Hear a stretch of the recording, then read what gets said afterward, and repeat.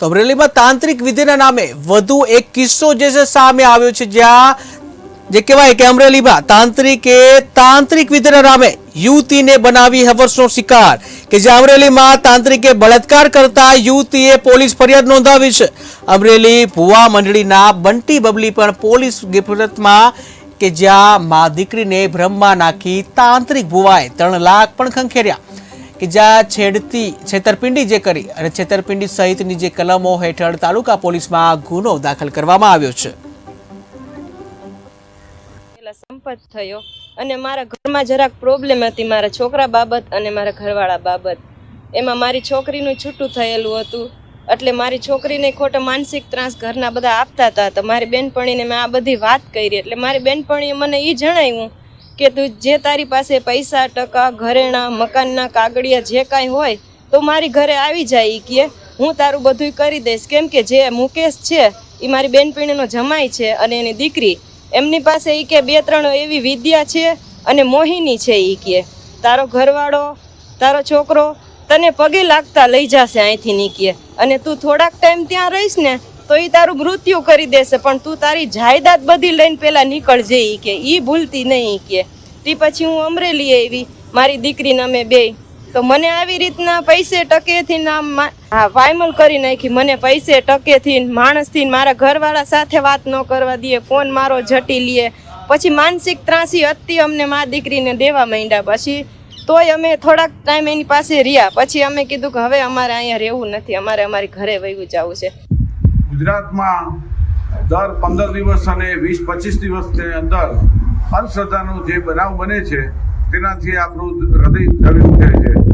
તાજેતરમાં અમરેલીના તાંત્રિક અને વિસાવદરના રાવલદેવ સુનિલભાઈ નામનો ભુવો છે, તેને રાજકોટની યુવતી અને તેની માતાને તંત્ર વિદ્યા અને અંધશ્રદ્ધાનો ભોગ બનાવી અને અમરેલીના તાંત્રિકે એનો હવસનો શિકાર બનાવી અને માતા પરની પાસેથી બંને મળીને આશરે 3 લાખથી વધુની રકમ પણ ઓળવી ગઈ છે। એ સંબંધી અમરેલી તાલુકા પોલીસ સ્ટેશનની અંદર ફરિયાદ દાખલ કરવામાં આવી છે, આરોપીઓની ધરપકડ કરી છે અને તપાસ ચાલી રહી છે। આ સમગ્ર ઘટના છે માત્ર માતા છે, એને પુત્ર પ્રેમ, એને ઘોડો જોવાની ઈચ્છા અને માતા હતી એના પતિ સાથેની અણબનાવ અને પુત્ર છે અલગ રહેવા જતાં આ બધી વિકટ સમસ્યામાં અંધશ્રદ્ધામાં ફસાતા બરબાદીને આમંત્રણ આપ્યું અને એનો કરુણ અંજામ આવ્યો અને અંતે પોલીસ દફતરે ગુનો દાખલ કરવામાં આવ્યો। રાજકોટના એક ભોગ બનનાર બહેન કે જેમના પોતાના પતિ સાથે ડિવોર્સ થઈ ગયા હતા અને 3 વર્ષનો બાળક હતો, એ એમના પતિ જોડે રહેતો હતો અને ઘર સંસારમાં કલેશ ચાલતા હતા, અને પોતાનો જે ભાઈ હતો એ પણ તેમના પરિવારથી દૂર રહેતો હતો।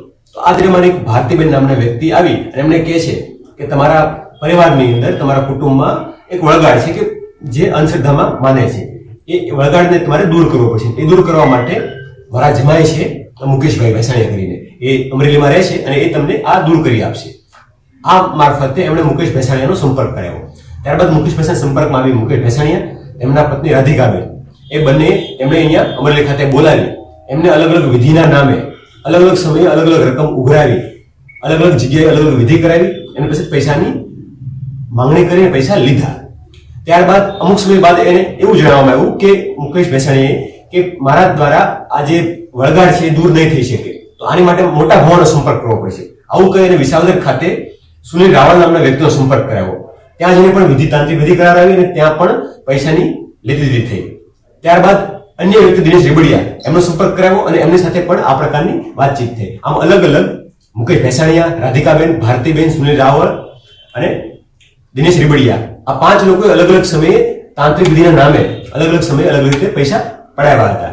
ત્યારબાદ જ્યારે પૈસા પૂરા થઈ ગયા ત્યારે ભોગ બનનાર બેનને એવું કહેવાયું કે તમારે આ તાંત્રિક વિધિમાંથી નિકાલ પ્રોપર લાવવો હોય અને તમારા બાળક છે એમને કંઈ નુકસાન ના થાય, તમારા બાળકનું જીવનું કોઈ જોખમ ના થાય, એ માટે તમારે મારી સાથે શારીરિક સંબંધ બાંધવો પડશે।